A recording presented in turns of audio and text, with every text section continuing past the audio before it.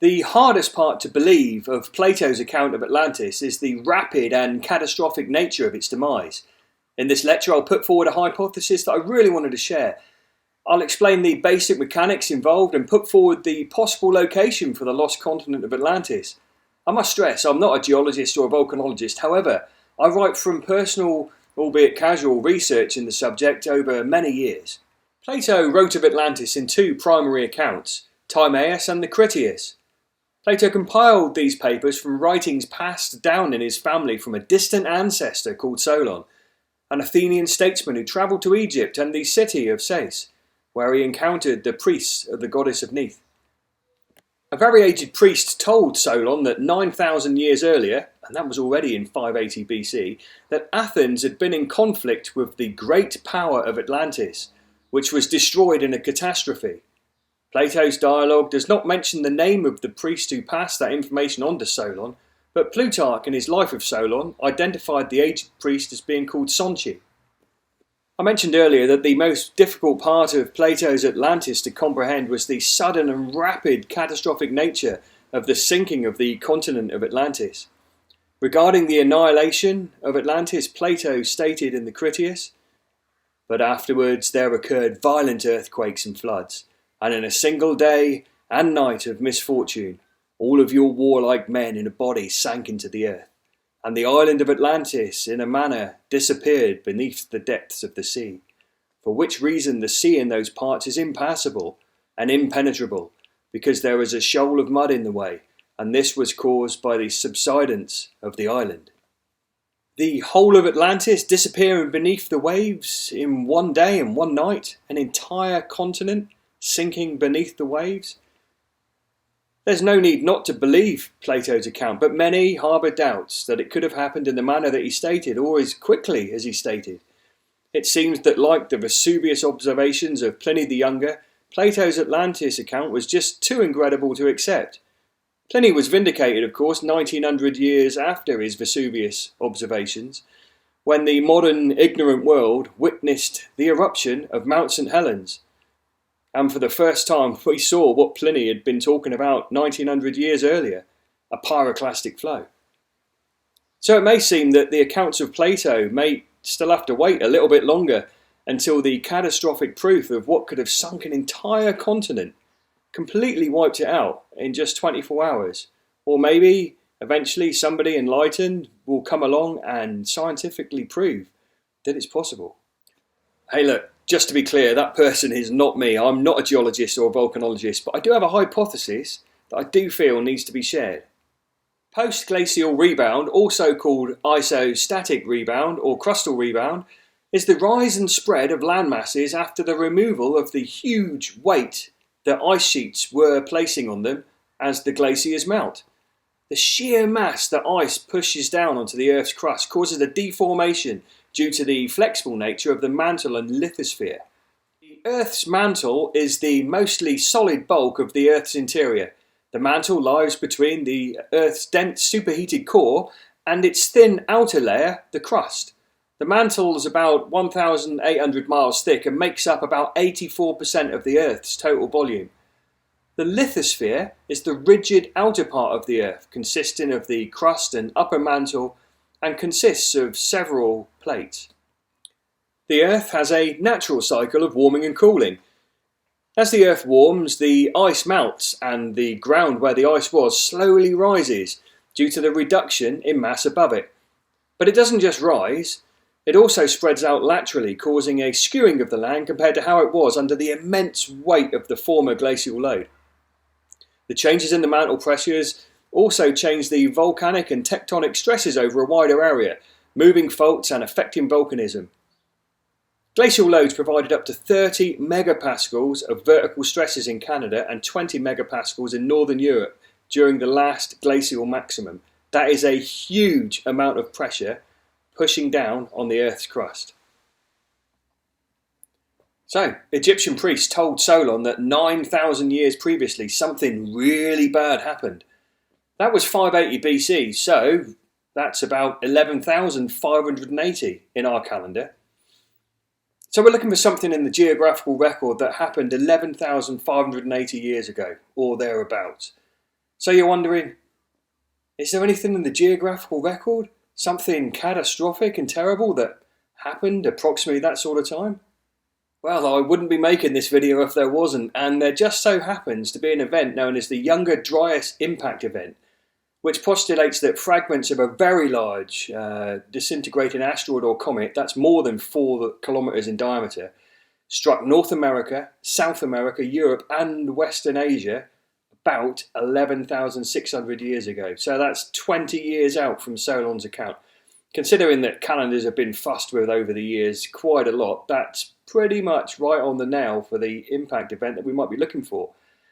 Multiple airbursts and impacts produced the Younger Dryas boundary layer, or the YDB layer, depositing concentrations of platinum, high temperature sphericals, melt glass, nanodiamonds, and forming an isochronous datum at more than 50 sites across the Earth's surface. So the YDB layer is in our geographical record. If you dig down in certain places on the Earth, you will find it. It's right there to be found.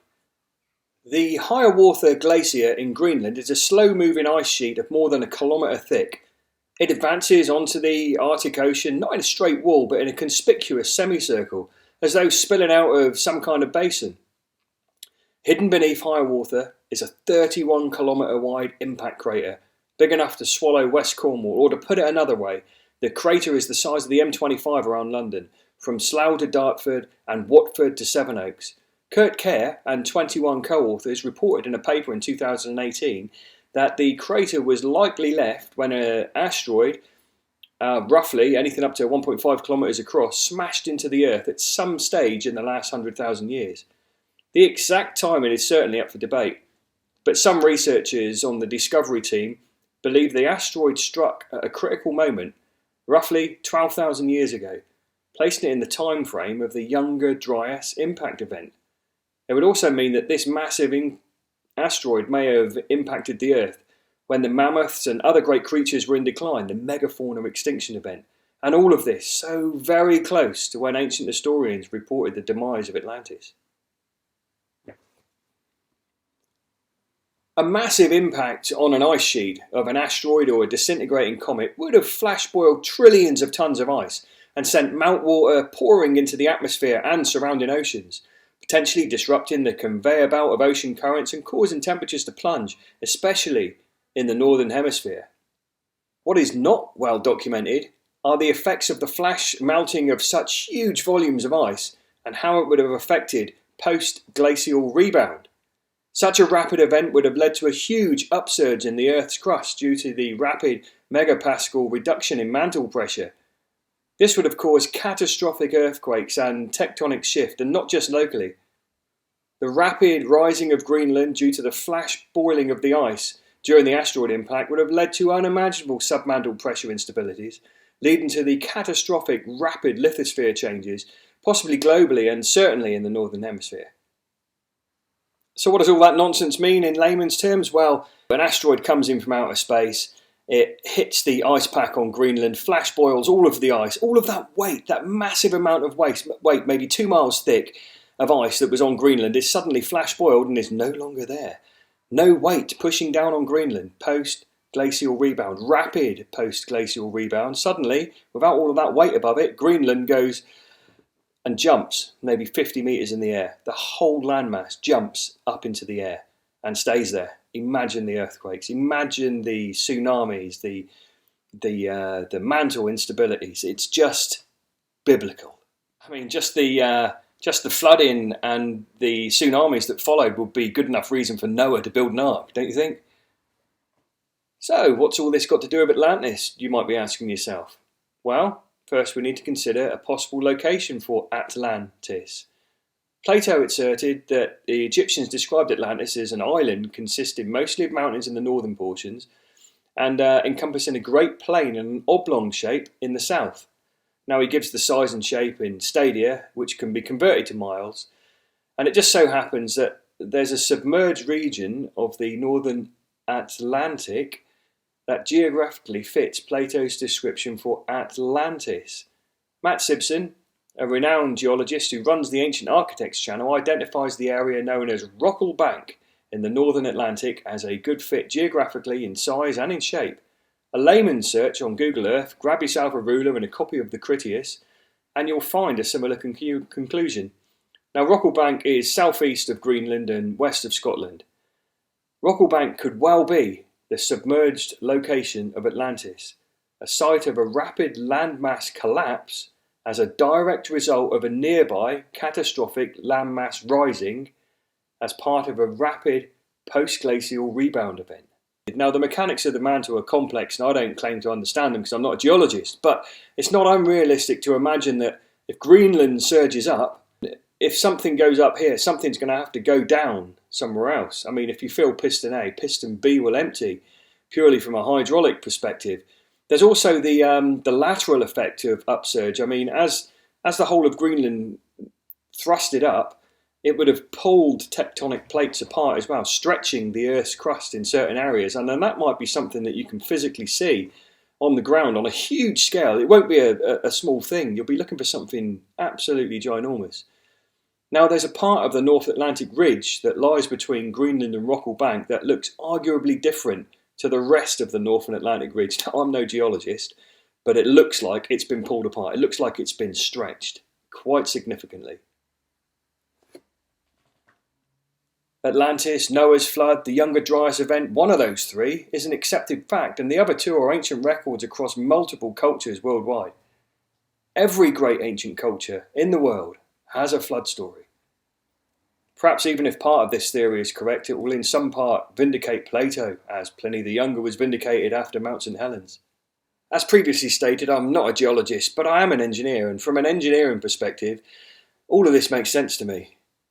If you don't believe the Earth's crust can jump suddenly and violently upwards, then look at the tsunami that wiped out the east coast of Japan the 11th of March 2011, that being caused by the crust under the sea thrusting up violently. Other factors I have not covered fully in this video, such as the flash boiling of that ice pack, should also be considered. If you flash boil several miles deep of ice pack, some will flow into the oceans, but most will be thrown up into the atmosphere. And what goes up must come down, and in this case, violent, heavy rainfall globally, possibly for 40 days and 40 nights, as recorded in the history of many cultures around the world, certainly in the Bible. Another factor is the snap ice age that happened after the Younger Dryas event, almost certainly caused by the nuclear winter from the fallout of the multiple global impacts. My personal perspective on Atlantis has for many years been the understanding that Atlantis was not just an island. I believe that there was once an advanced society that ruled as gods over hunter-gatherers worldwide. A wise and enlightened people who astutely kept their magic, that's science, well beyond the grasp of the heathens that they ruled over, who might otherwise use the hidden mysteries and miracles to make war against their masters. On a small group of islands, they held their global court in a place beyond the Pillars of Hercules, which from a perspective view must be the Atlantic Ocean, as we know for sure the author was in the Mediterranean, and the Pillars of Hercules being the Straits of Gibraltar. Even the name Atlantis and Atlantic Ocean lend a name to each other. After the geological events that destroyed the Atlantean power base and the global tsunamis and earthquakes that followed, they will have undoubtedly migrated across the globe and made new homes amongst the hunter-gatherers that they ruled over. New homes on a new coastline due to a raised global sea level in this post-glacial period, while beneath their new harbours the remains of former ports and far away a long-lost sunken continent which they once called home. Perhaps these gods and enlightened folk still reside in the shadows today, among us, but hidden for the fear of what men can do. Well, I hope you enjoyed this short lecture. Please do like and subscribe. I've got many other videos on the channel and lots more interesting ones coming. Thanks for watching.